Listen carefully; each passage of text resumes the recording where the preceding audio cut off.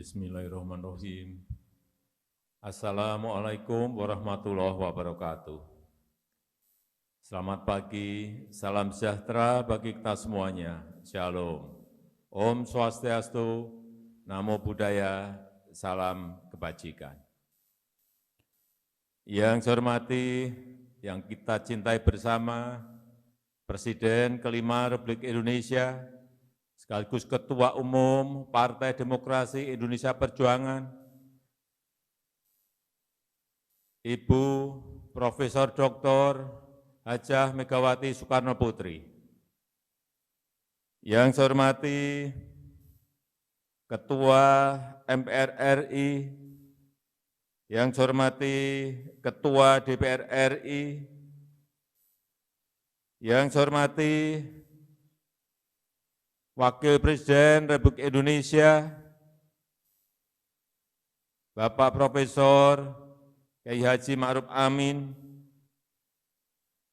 yang saya hormati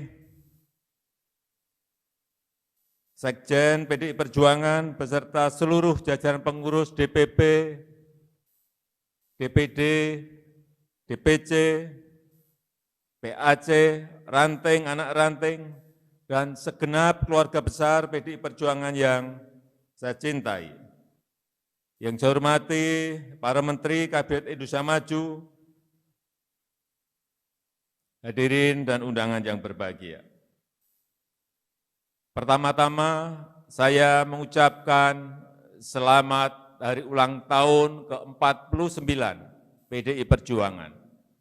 Alhamdulillah, saat mencapai usianya ke-49, PDI Perjuangan telah berhasil menjadi partai politik terbesar di Indonesia. Merdeka! Menjadi partai politik yang konsisten, memperjuangkan kepentingan rakyat kecil, konsisten, memperjuangkan kedaulatan negara dan kemandirian bangsa. Ibu Ketua Umum, Bapak Ibu keluarga besar PDI Perjuangan yang saya hormati.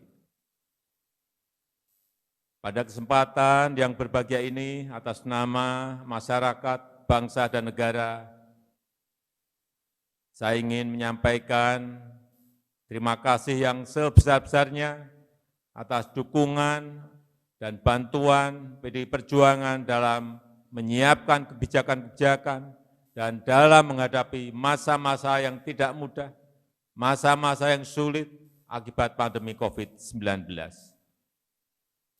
Alhamdulillah, puji syukur kita panjatkan kehadirat Allah Subhanahu wa Ta'ala, kita berhasil mengelola tantangan kesehatan yang sangat kompleks ini.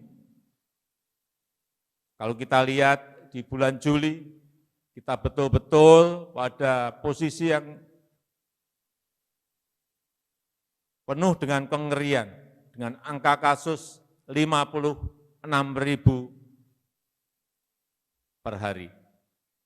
Dan kasus konfirmasi per 9 Januari kemarin, tahun 2022, sebanyak 529 kasus, turun 99% dari puncak di bulan Juli yang lalu. Ini patut kita syukuri. Vaksinasi juga terus dipercepat.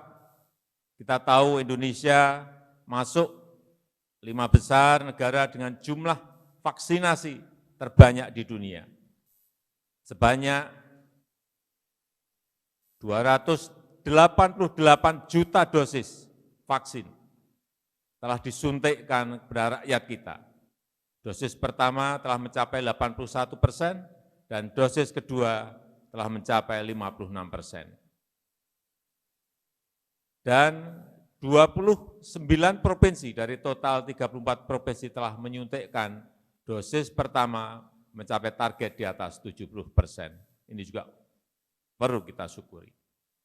Walaupun kita berhasil mengendalikan pandemi, namun kita tetap harus hati-hati, tetap harus waspada terhadap kemungkinan risiko pandemi karena adanya varian Omikron seperti tadi yang disampaikan oleh Ibu Mega.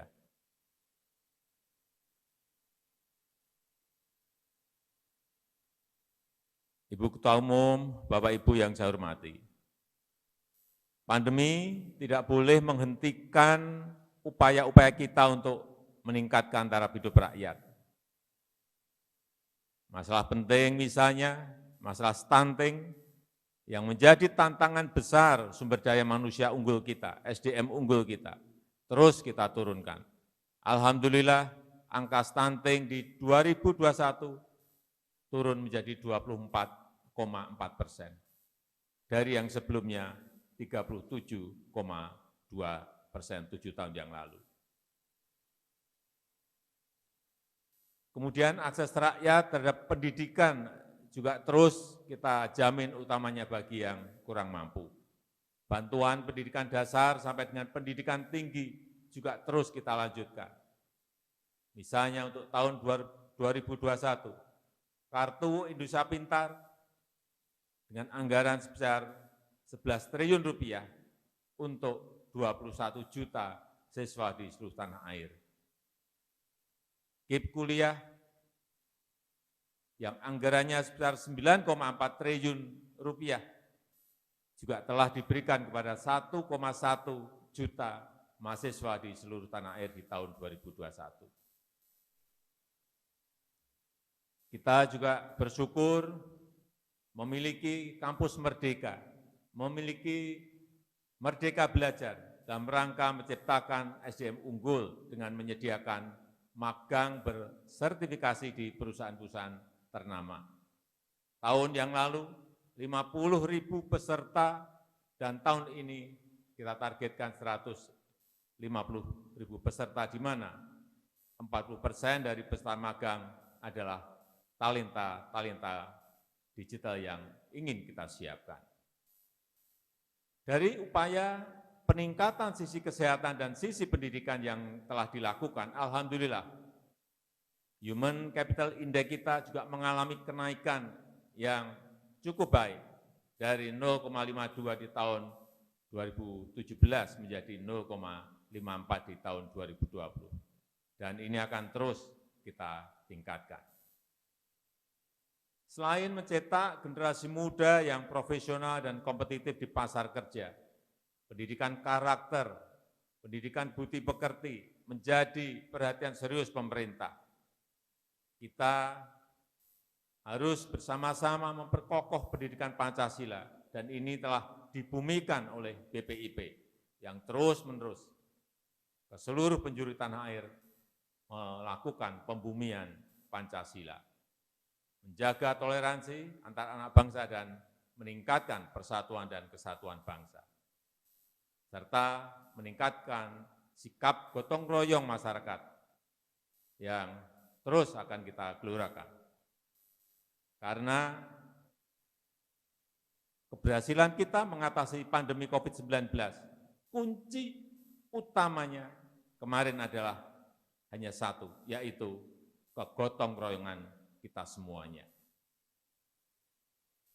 Walaupun dihadapkan pada globalisasi yang tinggi, arus informasi yang kuat lintas negara, kita patut bersyukur karakter kebangsaan kita tetap selalu berada pada posisi yang kokoh. Nilai-nilai luhur yang diwariskan oleh Bung Karno dan para pendiri bangsa lainnya terus kita perkokoh. Nilai-nilai luhur Pancasila harus terus kita jaga menjadi pegangan bagi generasi-generasi penerus kita. Ibu Megawati, Bapak Ibu sekalian yang saya hormati, perlu saya sampaikan bahwa alokasi dana desa terus naik setiap tahunnya. Dari 21 triliun di tahun 2015 menjadi 72 triliun di tahun 2021, dan total sampai saat ini dana desa yang telah disalurkan dari 2015 sampai 2021 telah mencapai 400,1 triliun rupiah. Ini sebuah angka yang sangat besar sekali. Perhatian besar pemerintah terhadap desa ini kita harapkan akan meningkatkan pelayanan pada masyarakat desa dan mempersempit ketimpangan antara desa dan kota. Dari dana desa yang ada, kita telah membangun jalan desa, embung, irigasi, jembatan, pasar-pasar desa, tambatan perahu, dan lain-lainnya. Karena orang banyak menganggap bahwa kita ini hanya membangun yang besar-besar. Jalan tol, airport, pelabuhan, tidak. Kita juga membangun jalan desa, membangun embung, membangun air bersih di desa, membangun posyandu di desa, membangun sumur-sumur yang diperlukan di desa, membangun drainase di desa. Karena ini infrastruktur yang dibutuhkan oleh desa-desa kita. Selain kita membangun infrastruktur besar, yang ini akan juga membangun sebuah peradaban, mempersatukan negara kita, menciptakan lapangan kerja, dan juga menciptakan titik-titik pertumbuhan ekonomi baru di seluruh tanah air. Ibu Ketua Umum, Bapak Ibu sekalian yang saya hormati, pemerintah juga terus berkomitmen dan bekerja keras untuk membangun kemandirian bangsa dan memperkokoh kepemimpinan Indonesia di masyarakat internasional. Hilirisasi industri, industrialisasi akan terus ditingkatkan, karena kita tidak ingin sejak VOC kita selalu mengirim bahan-bahan mentah, mengirim raw material ke luar negeri untuk menghasilkan nilai tambah dan membuka lapangan pekerjaan yang seluas-luasnya.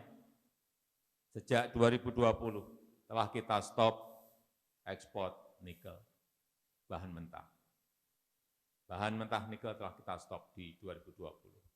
Tahun ini segera juga akan kita stop ekspor bahan mentah bauksit.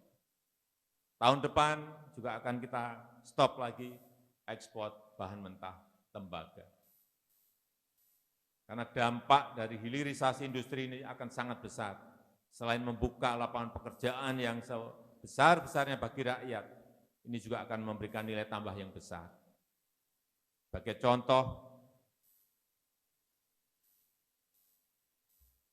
saat kita men-stop bahan mentah nikel, saat lalu ekspor kita kurang lebih 25 triliun, karena hanya yang diekspor hanya bahan mentah. Sekarang karena diekspor adalah barang setengah jadi dan barang jadi, ekspor kita sudah mencapai 21 miliar US dollar atau kurang lebih hampir 280 triliun. Lompatan yang sangat besar inilah yang ingin kita lakukan untuk bahan-bahan mineral yang kita miliki, baik itu nikel, bauksit, tembaga, timah, maupun emas, dan lain-lainnya.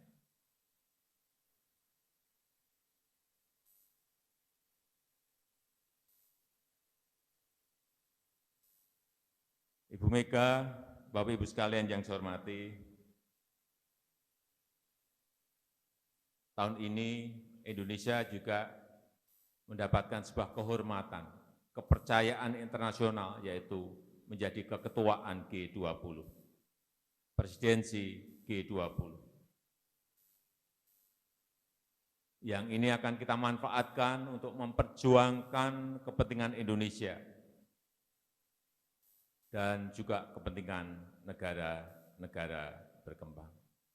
Indonesia akan terus berjuang untuk membangun tata kelola kesehatan, tata kelola ekonomi dunia yang lebih adil, yang lebih kokoh dalam menghadapi ketidakpastian dan kompleksitas masalah yang semakin banyak di dunia. Kita akan mengulang dan memperkokoh kepemimpinan Indonesia yang dulu pernah dilakukan oleh Presiden pertama kita, Bung Karno. Sekali lagi, terakhir, saya ingin menyampaikan sekali lagi, selamat ulang tahun PDI Perjuangan yang ke-49. Semoga PDI Perjuangan semakin besar dan semakin jaya. Terima kasih. Wassalamualaikum warahmatullahi wabarakatuh. Om Santi, Santi, Santi Om. Merdeka! Merdeka! Merdeka! Merdeka!